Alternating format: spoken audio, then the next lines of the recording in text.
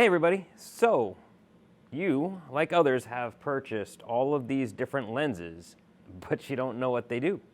Why do we have different lenses?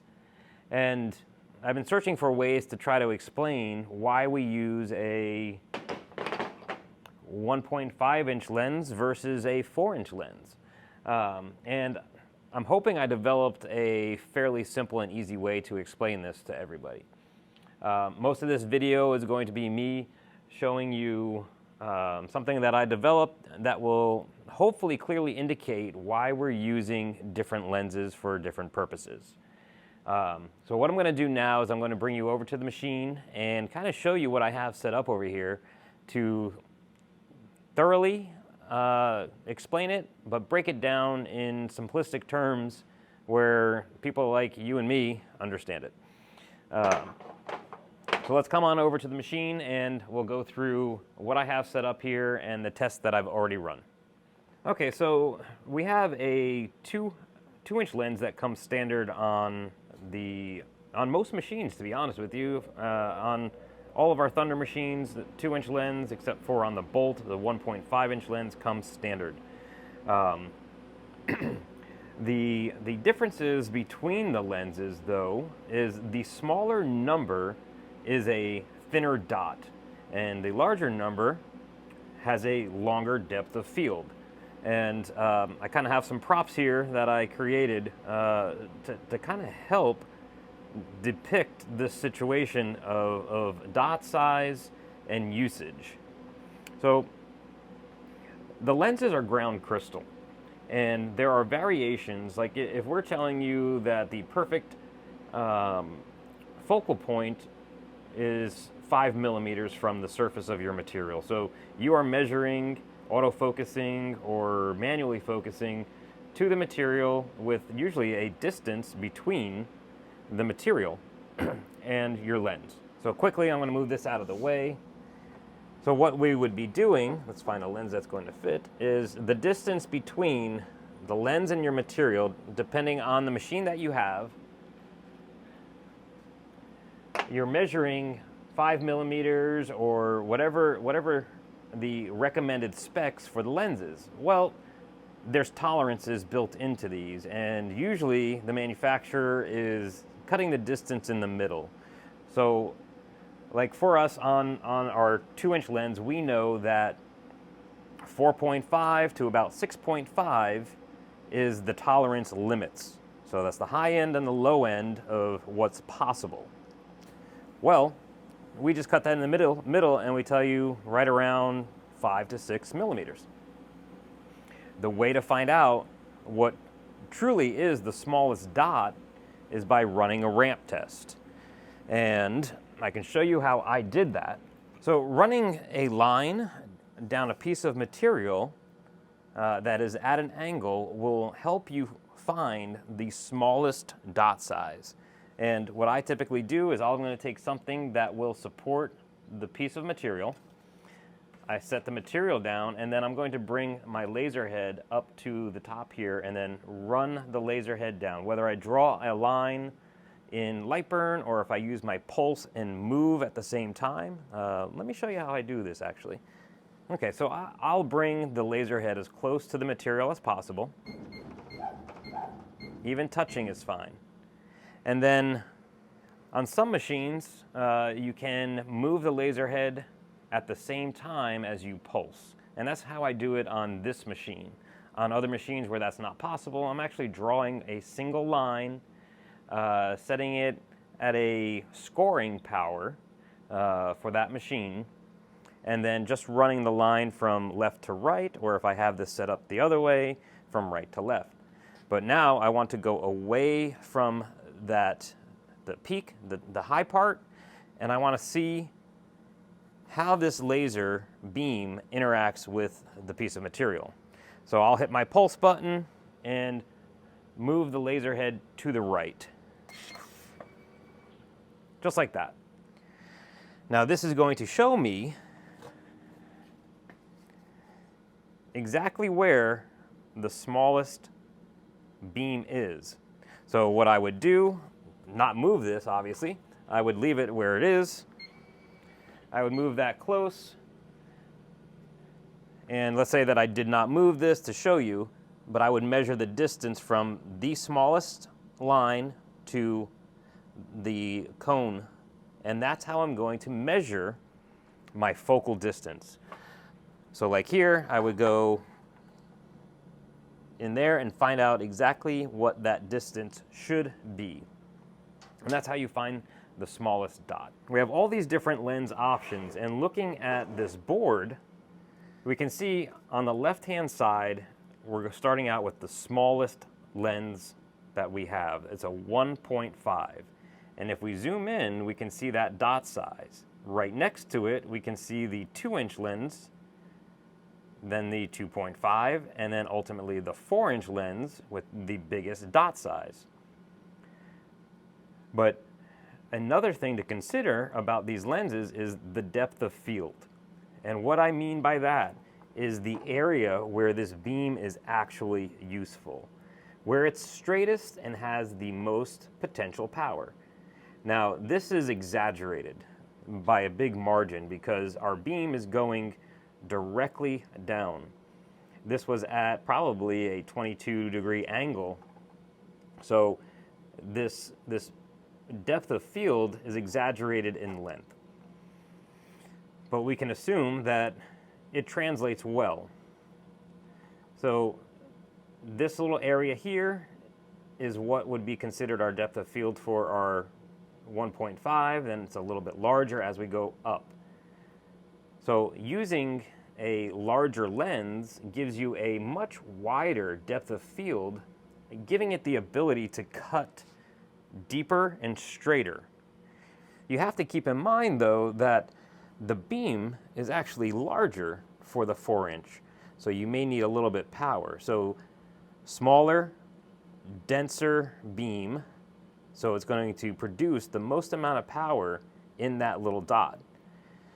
Larger beam, but it carries much further. I mean, look at how it fades away.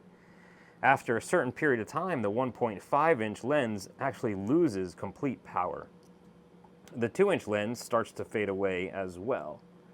The 2.5 carries all the way off this piece of birch, and then the 4-inch lens has no issue, continues to go on and would go on even further, carrying power. Now it's not clean power, it's not focused power, it is actually defocused, but you can see what's going on here, and it actually has power to carry quite a ways.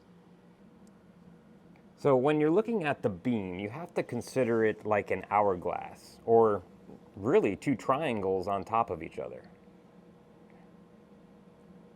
Like this. Let's say that this is our nozzle. Our nozzle is this over here.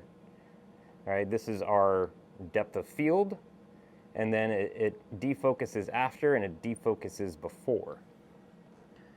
So as the laser is coming out of your mirror through the lens, it gets to that thinnest point, you have a usable area where it's smallest, and that's that square right there.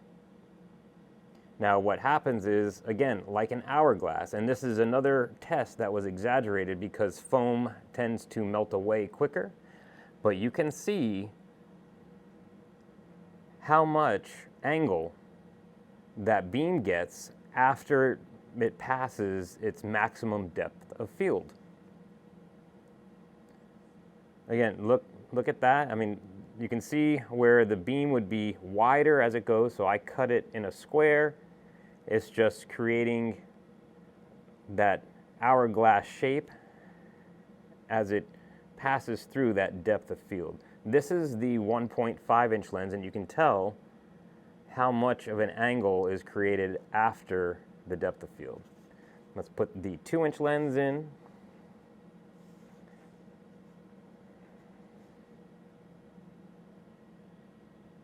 Again, we can see that this depth of field is larger, and this is just a representation so we can see it vertically.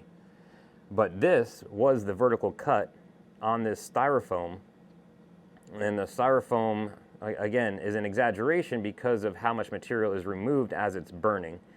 But it gives you a good idea that 1.5 has a much greater arch because of the lack of depth of field, and where the 2-inch has a better, it is straighter across the entire cut.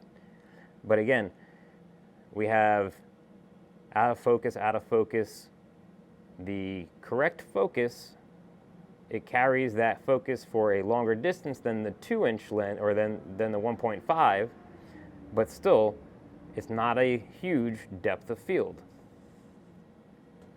This is a 2.5-inch lens.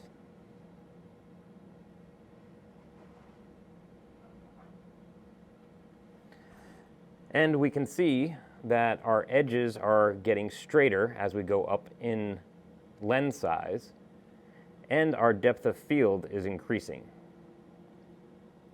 This is 2.5. Again, as the numbers go up, the beam gets a little bit bigger, but it also carries further, which is this area. And then we have the 4-inch lens. And where are you? There we go. Then we have the 4-inch lens, and we can see that the 4-inch lens has a much greater depth of field, allowing these cuts to be straighter. So if you're cutting foam, you're going to have the best option of a straight cut over a greater distance with a 4-inch lens. And you can see that this is much, much straighter than, let's say, the 2-inch, or sorry, the 1.5-inch, where it starts to really flare out. So I understand that this might be a little confusing still, but our pinpoint accuracy is going to be the focal distance from the lens out the cone to the smallest part. So basically your material is going to be, at this point. Now you've probably heard of defocusing a lens to make the dot size bigger or make it burn more. And the reason for this is for a couple of things. You want a darker engrave. Now, if we look at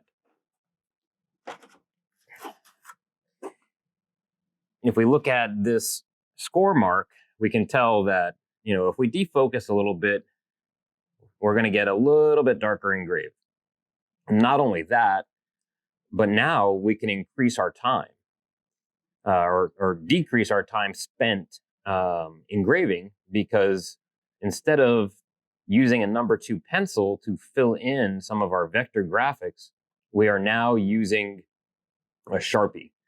We're using a magic marker that has a much bigger tip on it, and we're able to fill these things in quicker. Granted, if we're going for absolute quality, we want the smallest beam. And this is where we're going to go into why are we using these things.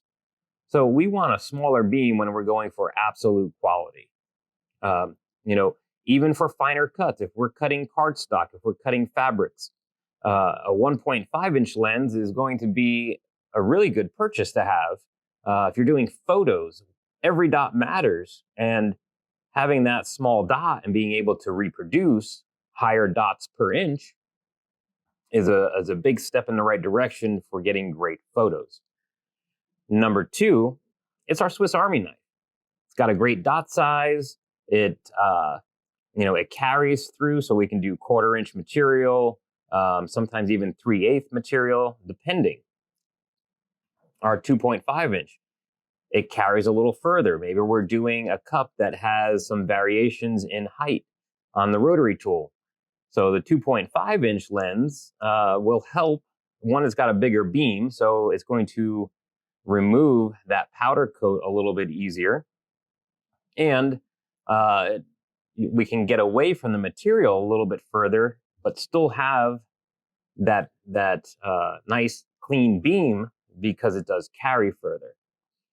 Now it's also going to be able to cut a little bit thicker materials. Maybe this is your 1/2-inch cutting lens. And then we have the 4-inch lens, the big dog.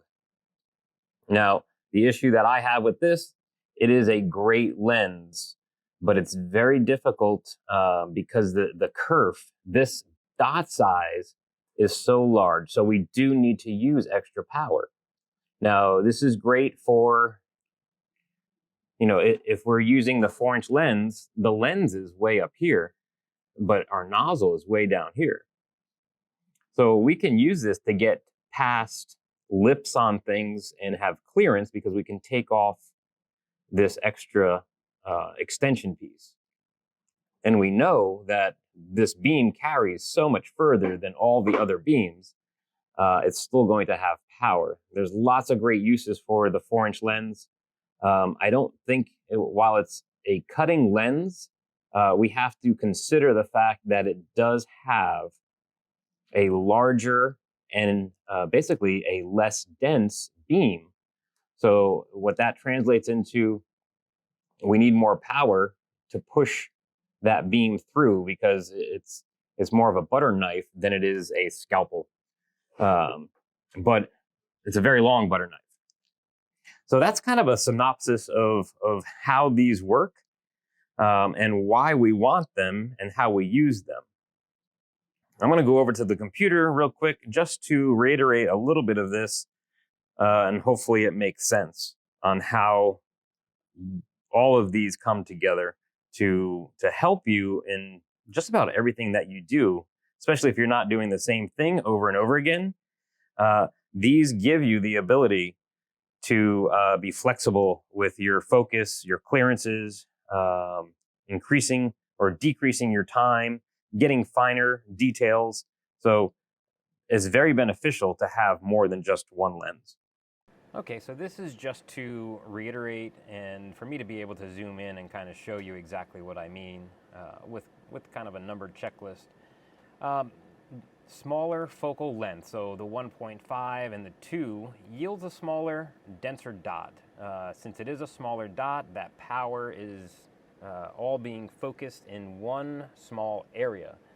The smaller focal length usually yields to a shallow depth of field. So if we look over, let's zoom in here. If we looked over here, our usable beam is going to be in this little box here, a very, very window of opportunity to use before it starts to fade away. Again, this is exaggerated because it was at such an angle, but it's good to see it visually to understand. The larger focal length, larger dot, means weaker beam. We're spreading that beam out a little bit. It is not as potent in the center as a smaller beam, so we do need more power to cut. On number 4, the larger focal length will increase the depth of field, so a longer usable beam, which is why when we're cutting thicker materials, we're going to use this beam to carry through and then also maintain a straighter line. As you see with the 4-inch lens, from where it was touching the material up top, then all the way down, we have a pretty good thin beam that will help cut straighter over a longer distance. Again, it is less dense.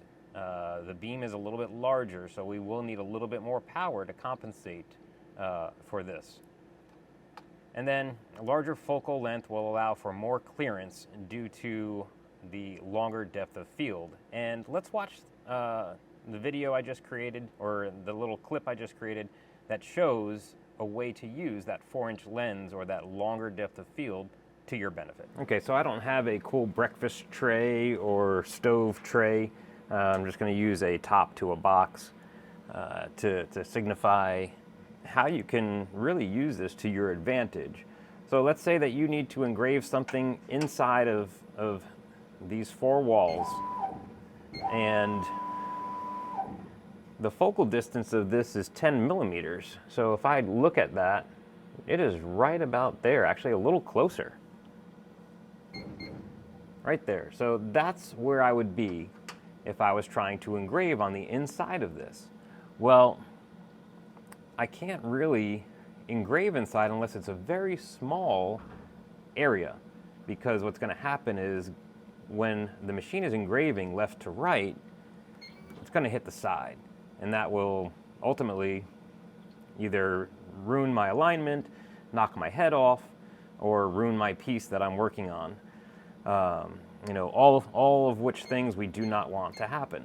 So what I could do is I know I'm focused correctly, I can take this off.